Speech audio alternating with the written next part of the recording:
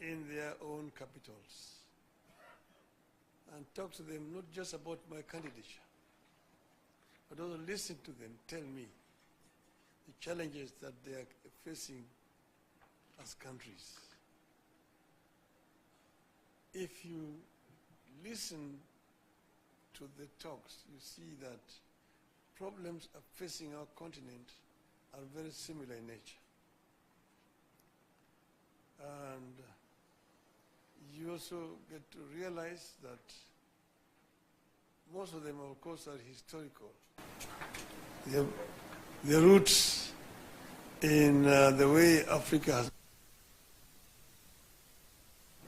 the way the neo-colonial system has continued to exploit Africa after political independence. So we came up with a program to make Africa work. We came up with a program first to bring peace, to silence the guns in the continent. Because without peace there can be no development. And all over Africa guns are singing, as part of the resolution that was made in 2013 to silence them by 2020. We came up with a very ambitious program of infrastructure development to interconnect our continent. We also came up with a program of how to tackle the issue of climate change.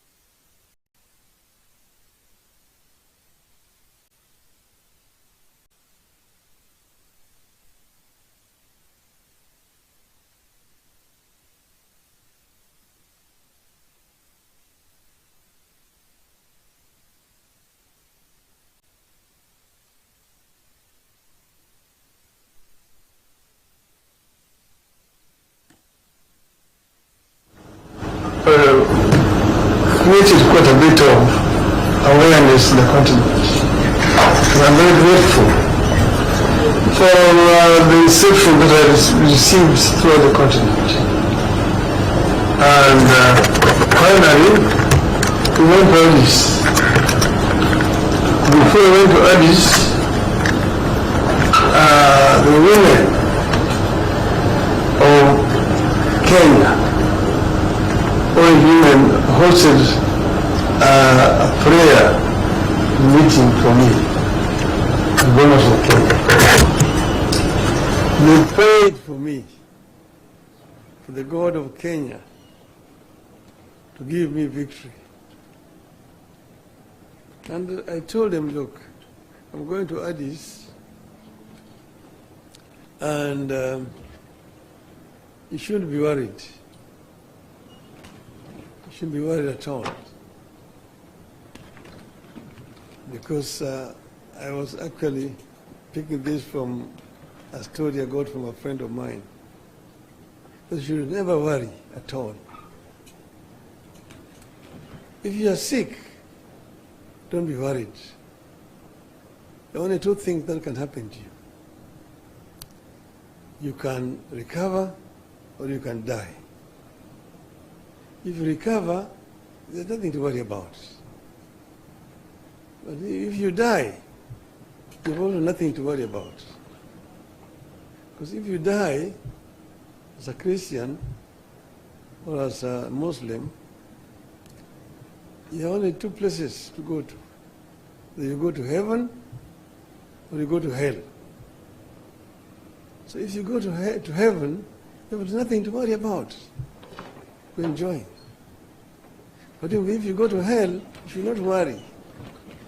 Why? Because you're going to meet so many of your friends there that you'll take a lot of time greeting them and wishing them well. that we will not have time to worry about. So I told them that, look, if we win in Addis, we will have succeeded.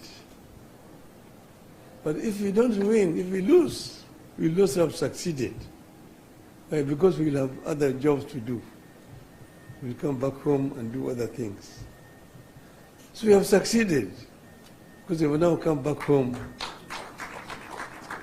to join you people here, back home. So I am very grateful to be back home. I want to thank again my brother, younger brother, President William Ruto, who stood by me. He never asked me to run.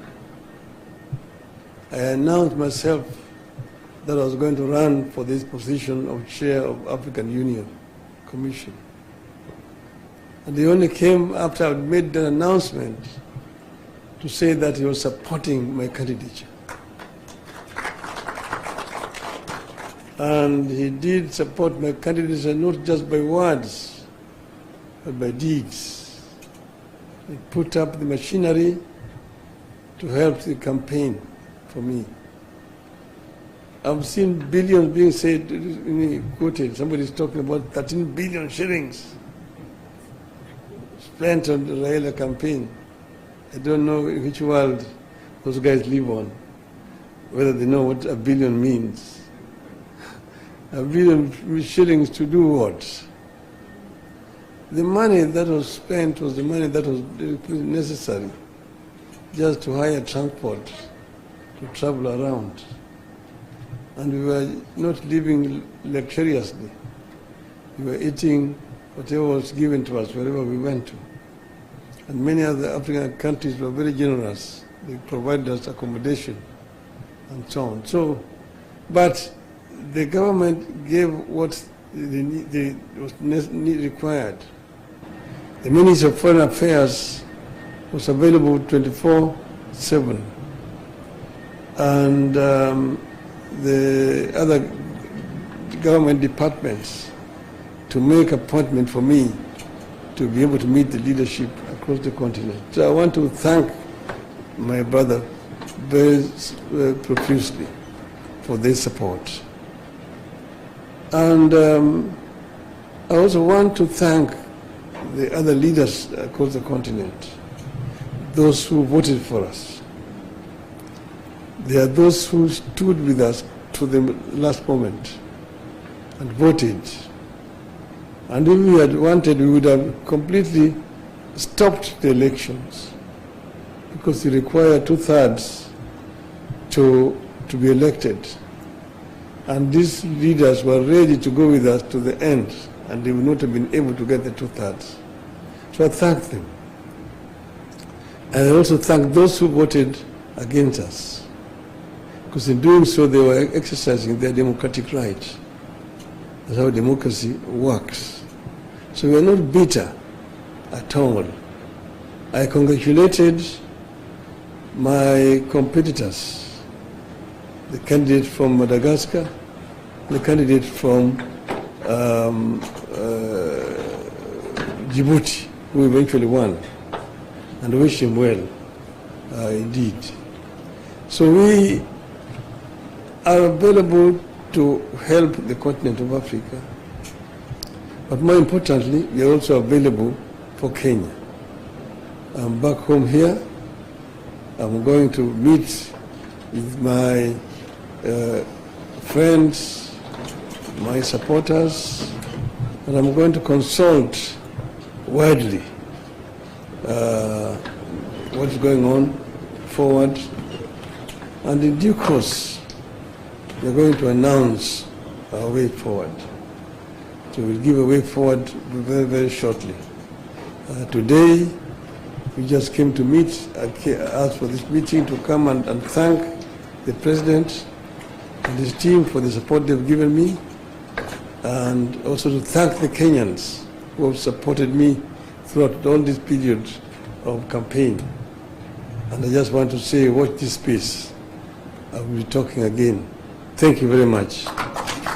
for you, my brother.